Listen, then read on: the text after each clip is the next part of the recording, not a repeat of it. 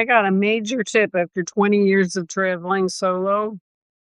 This is what I realize. I'm in Sicily, and here's what I'm seeing.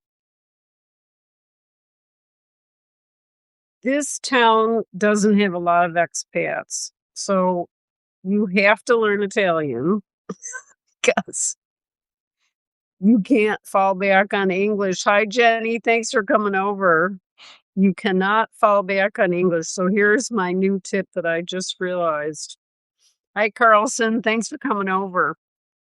So when you're in a place where not everybody speaks English and there's not an opportunity to meet a lot of expats. Good morning, Jenny.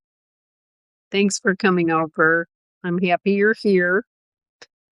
And I wanted to talk to you about something new I just realized. So I'm in this town in Italy, in Sicily, and I came from another town, Syracuse, where there's a lot of expats and a lot of people know English, but here they don't. However, here's what I learned.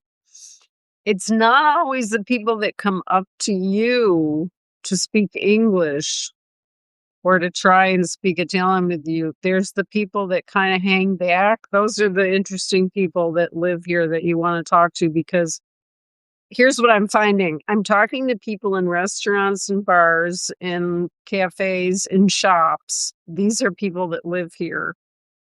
And of course, I'm saying parli anglese. Parli anglese meaning, do you speak English? And a lot of times people say no. However, then we start talking and they hear my language of Italian, murdering their beautiful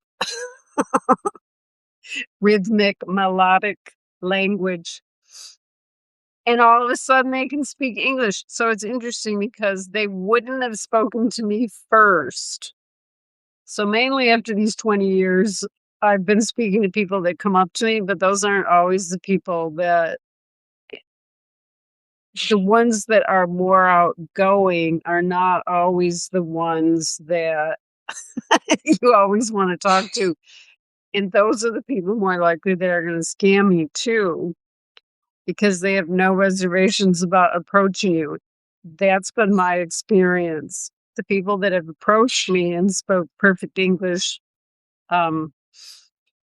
yeah, several scams, but that doesn't mean you should rule them out. It's just that I realized this time staying here, where English is not widely spoken at all, like the other city in Sicily, um, that the interesting people that live here,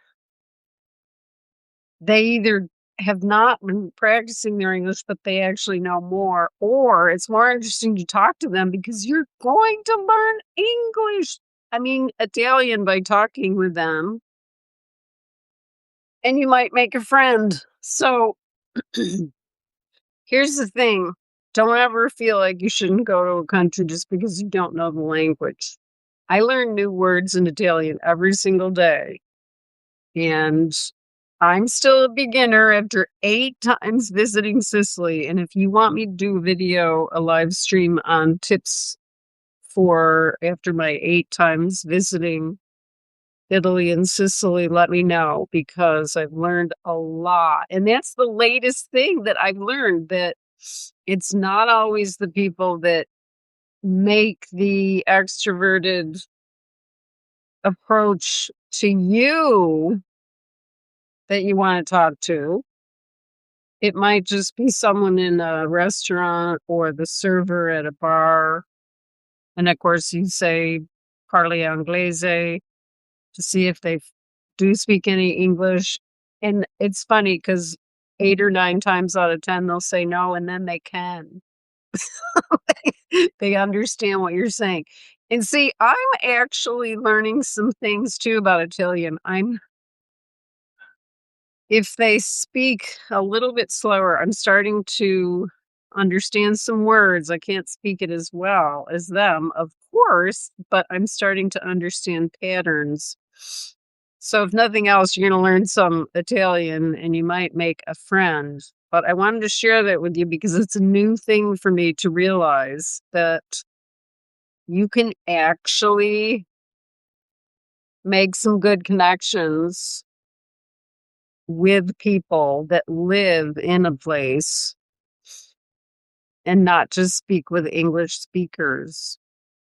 I mean, of course, it's oftentimes more relaxing, but the people I've met that aren't from my country, that aren't from North America, and who live here, I really value that because they're taking time out of their real lives here. I'm just a traveler passing through. Maybe I'm going to be here for a month. Usually I stay somewhere a month, a lot of times less time, but here I stay in a place a month because there's two places I love. And so, 4 weeks, that's enough time to start to get to know some shopkeepers and restaurant people and people that live here. So don't be shy to make yourself available to talk to people that actually work here because you're going to have, in Sicily anyway, in southern Italy, people are pretty friendly and they appreciate you trying to speak their language too, no matter how bad it sounds. So don't be hard on yourself. Keep traveling. And if you have a question, Jenny, I'd love to answer you. I've been almost 3 months in Italy. I'll be going back in a few weeks. It's always hard to leave Italy and go back to the USA because it's a different planet back there. And I've got to say, I've learned a lot though. This time again, I've learned about slowing down, not having to be busy every second. And I work too. I'm working as I go, but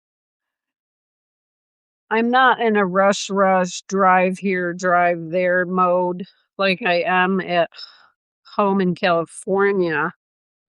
I drive to the grocery store. I can't walk. I drive pretty much everywhere except I am walking distance to my son, who's just a mile away. That's really nice. And then I can walk the dog. I call her our dog, even though he got her as a puppy, but I help out a lot and I enjoy it. So don't hold back for making yourself available to talk to real residents that might be a little shy to talk to you. So that's the thing too. It's not always the extroverted people that approach you, although that happens quite often, people approaching you.